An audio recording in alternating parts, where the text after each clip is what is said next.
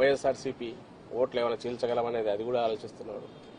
ఓవర్వెల్మింగ్గా వైఎస్ఆర్ కాంగ్రెస్ పార్టీకి జగన్మోహన్ రెడ్డి గారికి ఉన్న పర్సెంటేజ్ పాజిటివ్ ఇది అయితే కనుపుతుందో దాంట్లో ఏమాత్రం చిన్నది డెంటిన్ చేయాలన్నా వీలవుతుందేమో అని అన్ని రకాలుగా ఆయన ప్రయత్నం చేస్తున్నారు.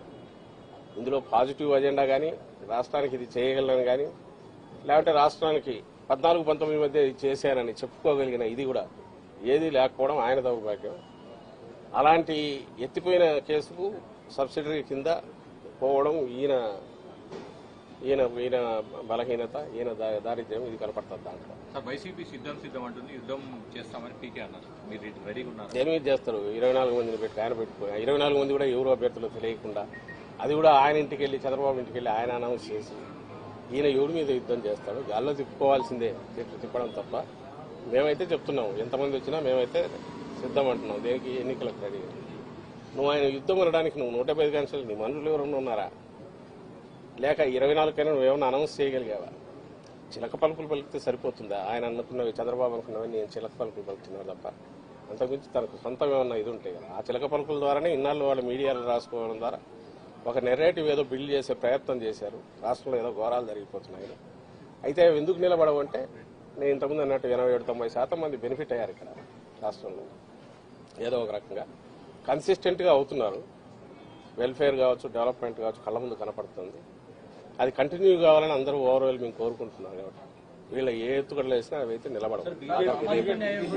బీజేపీతో పొత్తున ఆల్రెడీ ప్రయత్నాలు చేశారు. ఇప్పుడు ఇద్దరు 2 పార్టీలు అనౌన్స్ చేశారు. అంటే బీజేపీతో పొత్తు లేనట్టని భావిస్తున్నారు. బీజేపీ పొత్తు పెట్టుకోవాలని ఆత్రంగా ఉన్నాము. అయిపోయింది ఆల్మోస్ట్. నిన్న ఏదో చార్టర్డ్ ఫ్లైట్ అన్నారు, మొన్న పోతున్నాం అన్నారు. పవన్ కళ్యాణ్ బయటకు పోయమంటారు, నెక్స్ట్ చంద్రబాబు పోతాడన్నారు. వాళ్ళు ఎవరు పెట్టుకునేది అదొక పార్టీ. సరే ఇది జనసేన కాదు కానీ చంద్రబాబు నాయుడు ఒక పార్టీ అని ఆయన చెప్పుకుంటున్నాడు కాబట్టి అది వాళ్ళ నిర్ణయం పెట్టుకుంటారు లేదా. కానీ పెట్టుకునే దానికి వెంపర్లాడుతున్నాడు. అది పెట్టుకుని తద్వారా ఏదన్నా కొంత ఓట్లు గెయిన్ చేసుకోవాలని చూస్తున్నాడు. సకల శక్తులు కూడగట్టుకుని మమ్మల్ని ఢీకొనాలని చూస్తున్నాడు. లాస్ట్ డిచ్ ఎఫర్ట్స్ అంటారు కదా, దింపుడు కళ్ళ మాస, దాంతో ప్రయత్నం చేస్తున్నారు.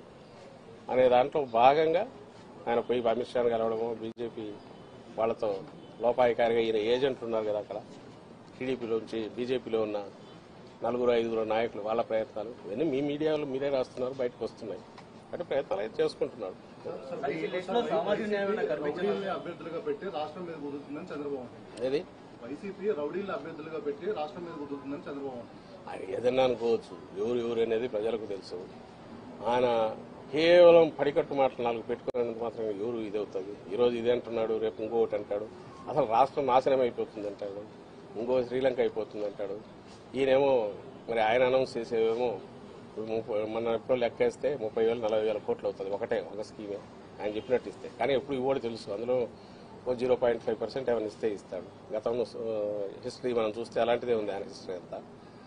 జనం నమ్ముతారు, జనం గొర్రెల్లాగా నమ్ముతారు. తను 5 ఏళ్ళు అయిపోయింది కాబట్టి మర్చిపోయి ఉంటారని అనుకుంటున్నాడు. కాబట్టి ఆయన ఏదైనా మాట్లాడతాడు. మామూలు ఉద్దేశించి కూడా ఎలాంటి మాటలైనా మాట్లాడతాడు. బట్ అల్టిమేట్గా ప్రజలు అనుభవించినారు, ఆ పీరియడ్ అనుభవించినారు. పాజిటివ్ సైడ్ ఈసారి కూడా